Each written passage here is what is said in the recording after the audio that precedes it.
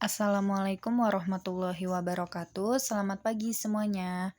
Pertama-tama yang saya hormati, dosen pengampu mata kuliah membaca Bapak Nur Irwansyah MPD dan teman-teman yang saya banggakan.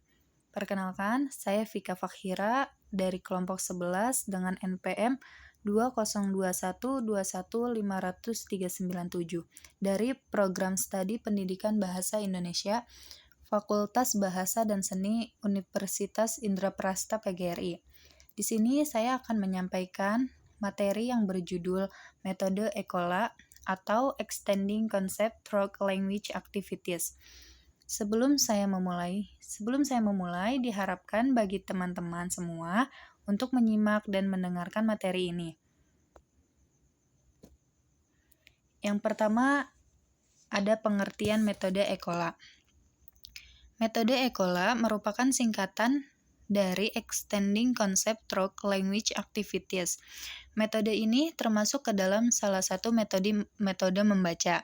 Secara umum, metode ini bertujuan agar siswa mampu memadukan 4 aspek keterampilan berbahasa dengan tujuan untuk mengembangkan kemampuan siswa dalam menginterpretasikan dan memonitor pemahamannya atas isi bacaan. ECOLA atau Extending Concept Through Language Activities pertama kali dikembangkan oleh Smith-Burke dengan tujuan untuk memfokuskan siswa dalam membangun pola membaca secara alamiah dan kebutuhan untuk memonitor interpretasi yang dihasilkannya. Agistiasari 2015 halaman 27 menyatakan bahwa metode ECOLA adalah metode yang digunakan dalam kegiatan membaca dengan mengintegrasikan 4 keterampilan berbahasa untuk mencapai pemahaman bacaan. Yang pertama, membaca dengan tujuan yang jelas. Yang kedua, menulis respon atas isi bacaan. Yang ketiga, mendiskusikan ide utama bacaan. Dan yang terakhir, yang keempat, mengontrol diri melalui pengakuan secara jujur kesulitan yang mereka alami selama pembelajaran. Komitmen dalam membuat interpretasi bacaan dan mendiskusikan metode yang tepat untuk meningkatkan pemahamannya tentang isi bacaan. Selanjutnya ada tujuan ECOLA. Secara umum, ECOLA bertujuan agar siswa mampu memadukan 4 aspek yang sudah saya sebutkan sebelumnya, 4 aspek keterampilan berbahasa dengan tujuan untuk mengembangkan kemampuan siswa dalam menginterpretasikan dan memonitor pemahamannya atas isi bacaan. Selanjutnya ada langkah-langkah metode ECOLA. Setiap metode memiliki langkah-langkah penggunaannya. Begitupun dengan metode ECOLA. Metode ECOLA dilaksanakan dalam beberapa tahapan pembelajaran sebagai berikut. Abidin 2012 halaman 82-83 mengemukakan pendapatnya tentang langkah-langkah metode ECOLA. Langkah-langkah tersebut adalah sebagai berikut. Yang pertama, di sini ada namanya tahap prabaca. Di dalam tahap prabaca itu ada yang pertama menyunting tujuan komunikatif. Di sini pada tahap ini guru menjelaskan tujuan baca yang harus dicapai oleh siswa.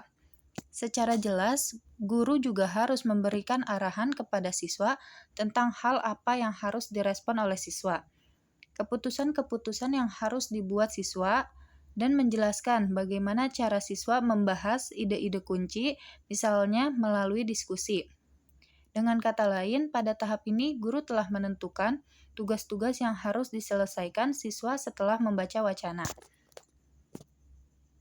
Yang kedua atau selanjutnya ada tahap membaca. Di dalam tahap membaca ini termasuk yang kedua membaca dalam hati. Membaca dalam hati itu termasuk tahap dalam membaca. Pada tahap ini siswa membaca dalam hati wacana sejalan dengan tujuan baca dan tugas-tugas baca yang telah dijelaskan oleh guru. Dan yang ketiga ada kristalisasi pemahaman melalui kegiatan menulis. Ini juga termasuk dalam tahap membaca. Tahapan ini bertujuan agar siswa mampu memonitor dirinya sendiri tentang seberapa besar pemahamannya terhadap isi bacaan. Siswa menuliskan kesulitan-kesulitannya dalam memahami bacaan serta mengemukakan ketidakpahamannya atas isi bacaan. Selanjutnya, siswa membuat respon sejalan dengan tujuan dan tugas-tugas yang diberikan guru pada tahap prabaca. Jika siswa tidak mampu menjawab pertanyaan atau tugas, mereka harus menulis segala sesuatu yang membuatnya bingung dan tidak mampu menjawab pertanyaan tersebut. Yakinkan kepada siswa bahwa seluruh isi respon tersebut bersifat rahasia.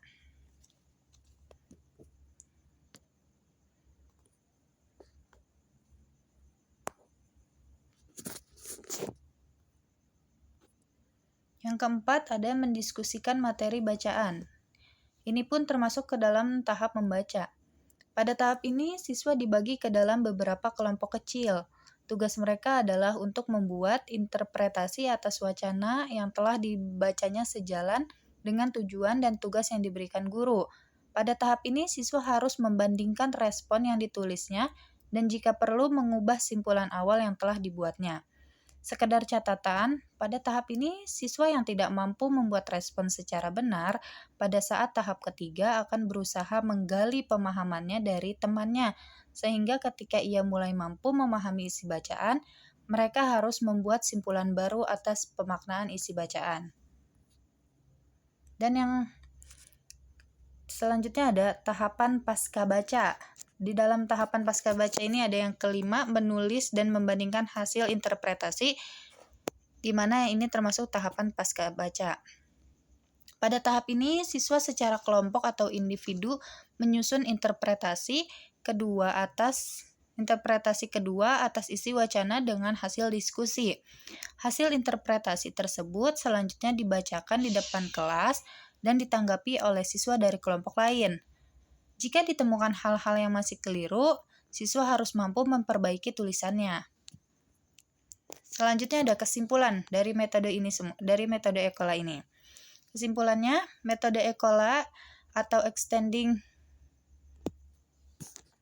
metode ECOLA dapat diwujudkan dengan 5 langkah.